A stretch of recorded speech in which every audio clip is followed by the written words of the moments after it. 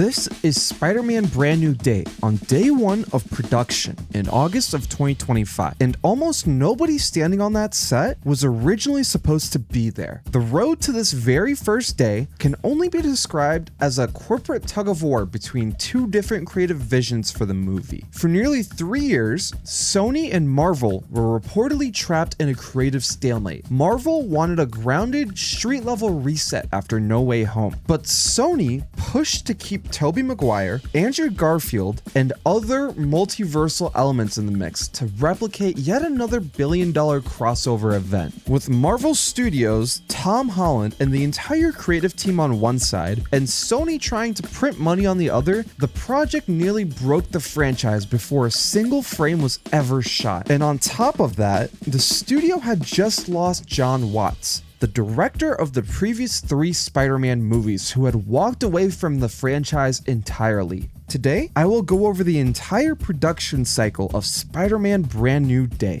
and by the end of this video, you'll know exactly why this movie took nearly 5 years to make and how it reset the character for everything Marvel has planned next. Welcome to PM Films. If you're new here, we cover the development process of everything from video games to movies. If you enjoy the content on this channel and want to see more Spider-Man in the future, hit subscribe and let me know in the comments down below. Following the release of No Way Home back in 2021 and the enormous success it had at the box office, both Marvel and Sony were eager to jump back in and continue the multiverse storyline with the 3 Spider-Men. Sony was already neck deep in multiverse storylines with Spider-Verse, and Marvel had structured their next decade on the multiverse saga. By most accounts, the initial plan was just to keep riding the high of the multiverse by making it even bigger and having even more cameos. The next natural step for the teams was to bring the 3 Spider-Men back together for Spider-Man 4. Sony and Marvel had time to flesh out the project a bit. Sony had their hands full with Across the Spider-Verse entering production, and Marvel were busy with script writing for Ant-Man Quantumania and figuring out where to take the saga next. Also, Tom Holland wanted to take a short break from the big Hollywood titles and do some smaller scale acting roles. And I'm now taking a year off, and that is a result of how difficult this show was. So it was a good time to hold off on Spider-Man 4 for a couple months and let the teams marinate a little bit. Will we see you slipping back into the Spider-Man suit anytime soon? But you need it. I don't think it'll be soon. But there is definitely a possibility. In February 2023, Marvel had just released Quantumania and it had badly underperformed. What was supposed to be a catapult for the multiversal saga plans had just been released to burnt out audiences who felt like Marvel movies were not going anywhere. For Marvel Studios, this was a giant wake-up call. They had just realized that the viewers were already sick of the multiverse with just one major, no pun intended, I'll elaborate a bit later, movie. On the flip side, 3 months later, Sony released Across the Spider-Verse and it pulled in nearly $700 million at the box office, scoring universal acclaim and featured literally hundreds of multiversal Spider-Men running across dimensions. To Sony executives, this was complete vindication. In their eyes, Across the Spider-Verse proved that audiences didn't have multiverse fatigue at all, at least not when it was related to Spider-Man. Now, Sony wasn't just suggesting another multiverse direction for Spider-Man 4. They were doubling down. They had the animated proof, the box office numbers, and zero interest in shrinking their most profitable live-action hero down to a street-level movie. So Marvel is demanding a grounded, character-driven story to save their cinematic universe, and Sony is demanding a multiverse spectacle because their balance sheets say it's a guaranteed $1 billion.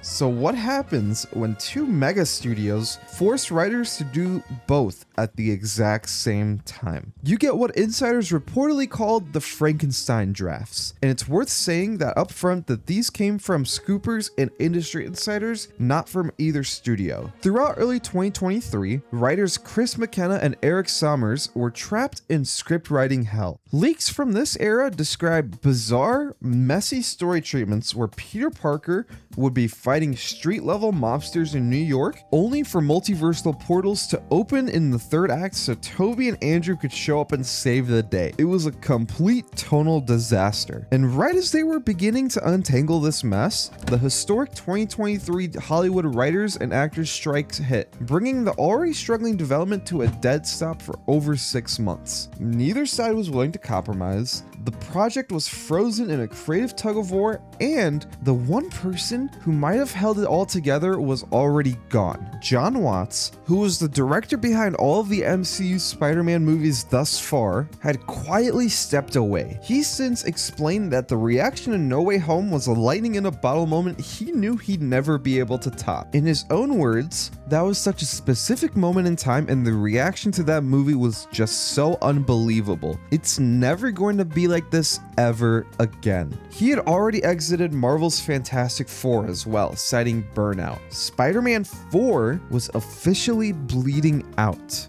With the loss of Jon Watts, there were multiple logistical panics happening internally inside of Sony and Marvel Studios. Since he was on every single MCU Spider-Man project, he used to be the only peacekeeper between Sony and Marvel. Immediately, the studios began their search for the next director of the franchise. Leaks pointed to Sony wanting blockbuster action directors like Justin Lin, who directed the Fast and the Furious franchise, and Marvel wanting gritty street-level TV directors like Drew Goddard. But as weeks turned into months, with an empty director's chair, the studios were running out of time. As you probably already know, Sony is legally required to keep the core Spider-Man character in active production within a strict time frame, or the exclusive film rights risk reverting back to Disney. Spin-offs like Madam Web or Craven protect those individual characters but not Spider-Man. And on the flip side, Marvel Studios needed Peter Parker's street-level reset established on screen before the massive ensemble of Avengers Doomsday. If Spider-Man 4 missed its window, it would threaten the entire Phase 6 roadmap. And the third problem was the biggest of them all. It was Tom Holland. Tom had just signed on to co-star in Christopher Nolan's next feature film. He offered me the role of Telemachus. I then took the script home that night and read it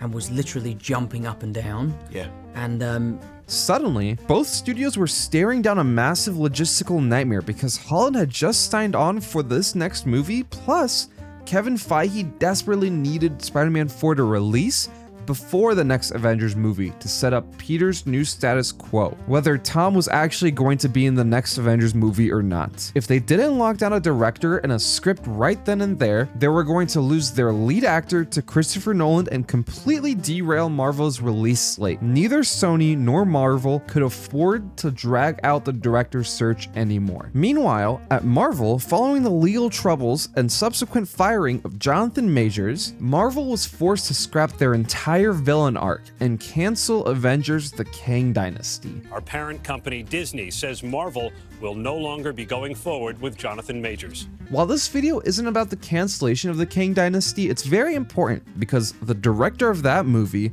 was supposed to be Destin Daniel Cretton. Since the movie was soft canceled, he stepped away as the Kang storyline dissolved, and instead of being tied up for years on an Avengers tentpole, one of Marvel's most reliable, battle-tested directors was suddenly a free agent. Destin Daniel Cretton instantly saw the war between the two studios. He had the indie character-driven background Marvel wanted for a grounded story, but he had already proven to Sony and Kevin Feige that he could handle massive blockbuster movies with Shang-Chi and the Legend of the Ten Rings. With the Odyssey clock ticking, Destin Daniel Cretton officially signed on to direct Spider-Man Brand New Day, finally closing the director vacancy and kicking the production machine into gear. By the time he had signed on for the project in September of 2024, he only had 18 months to come up with a story, hire a crew, film the movie, edit the movie, and figure out marketing and so on. It was time to start building Spider-Man Brand New Day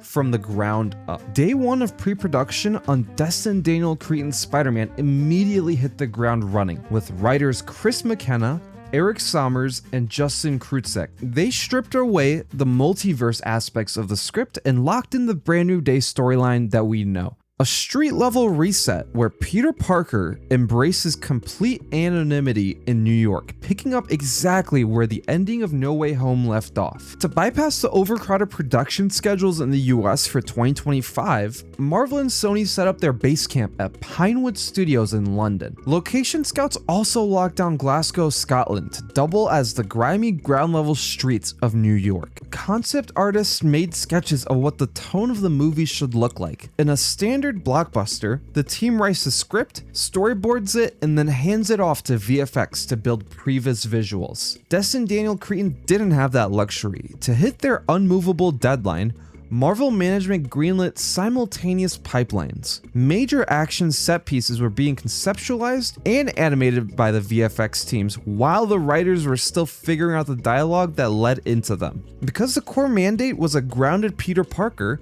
the studio completely abandoned the CGI-heavy suit from the previous entries. The costume department was given mere weeks to conceptualize, design, and physically manufacture a brand new classic cloth suit. It was a win-win for the studio. People were getting a bit tired of the CGI mess of the previous Spider-Man movies, and using a practical suit meant less resources would be allocated to creating CGI for the movie. While Tom Holland and Zendaya were legacy contracts, filling out the new street-level actors was a race against time because the casting directors had to lock down the new supporting cast, including securing John Bernthal to bring his Punisher into the space. Negotiating contracts and aligning schedules for in-demand actors typically takes months. Sony's legal and casting teams had to finalize the call sheet in weeks. Moving away from the multiverse meant the action had to get more physical. Cretton brought on dedicated martial artists and choreographers to design a completely new combat style for Spider-Man, which involved less floating CGI and more heavy impact-driven street brawling.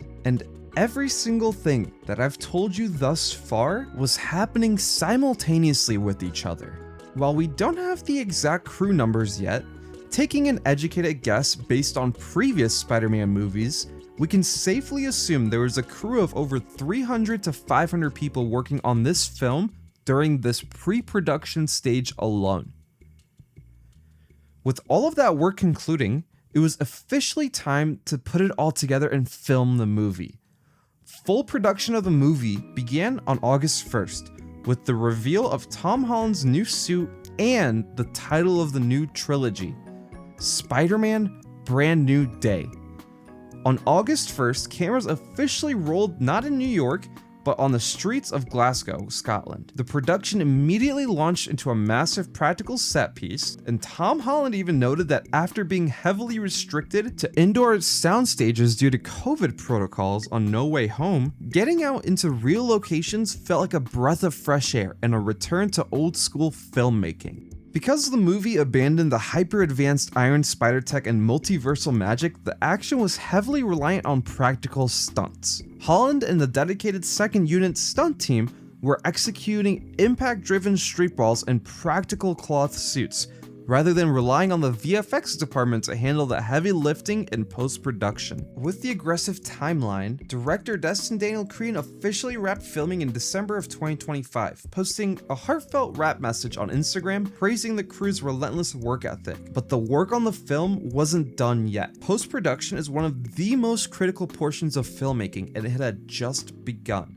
After wrapping principal photography in December of 2025, the editing team had just over half a year to assemble the final cut before the locked July 31st, 2026 release date. The VFX houses faced a massive workload. They had to digitally enhance the practical set footage to seamlessly match New York City, and more importantly, they had to animate Peter's evolved powers. This included rendering his organic webbing and scenes where his eyes turned fully black during heightened senses, which were really cool. Beyond Peter's powers, the biggest heavy lift for the VFX team was integrating Mark Ruffalo, meaning they had to fully animate the Hulk on a deeply compressed schedule. Michael Giacchino, the composer for the entire Home trilogy, returned for Brand New Day. However, to match the gritty, isolated tone of the movie, the composer intentionally stripped down the music. There's a couple little moments where you're going to hear like whispers of a love theme from a past movie. Because again, it's a link to Peter's past, something he's missing. He actually removed specific musical notes from his iconic MCU theme to symbolize pulling away the pieces of Peter's life that he doesn't have anymore. Sound design, color grading, and the final CGI renders were completed just weeks before the movie's red carpet premiere at the Dolby Theater in Hollywood on July 27th of 2026. The movie was finally ready, and after a grueling 18 months, the team was ready to reap the rewards. Spider-Man Brand New Day finally hit theaters worldwide. After 5 years of studio warfare, script overhauls, and one of the most aggressive production schedules in modern blockbuster history, audiences finally saw the result. The first trailer alone pulled 718 million views in 24 hours and became the first movie trailer in history to cross 1 billion views in under a week. Then the movie shattered every single expectation. It has pulled in over $2 billion at the global box office, and it's still running. It became the first Spider-Man movie in history to cross that mark, dethroned No Way Home as the highest grossing Spider-Man film of all time, and became the single biggest release in Sony Pictures history, proving to Sony that you don't need a massive multiverse or legacy camos to print money now. In a rare Hollywood miracle, the messy corporate tug-of-war resulted in a major victory for both studios. Kevin Feige and Marvel got the gritty street-level reset they desperately needed to anchor their cinematic universe, and on the flip side, Sony's executives got the record-breaking billion-dollar box office return they were originally chasing with the multiverse concept. The success of Brand New Day proved that audiences were starved for a character-driven narrative. It showed that stripping away the CGI nanotech suits and focusing on the actual human underneath the mask was exactly what superhero fatigue needed as a cure. Because Destin Daniel Cretton and his crew successfully hit their deadline, Marvel's overarching Phase 6 plan can continue as expected.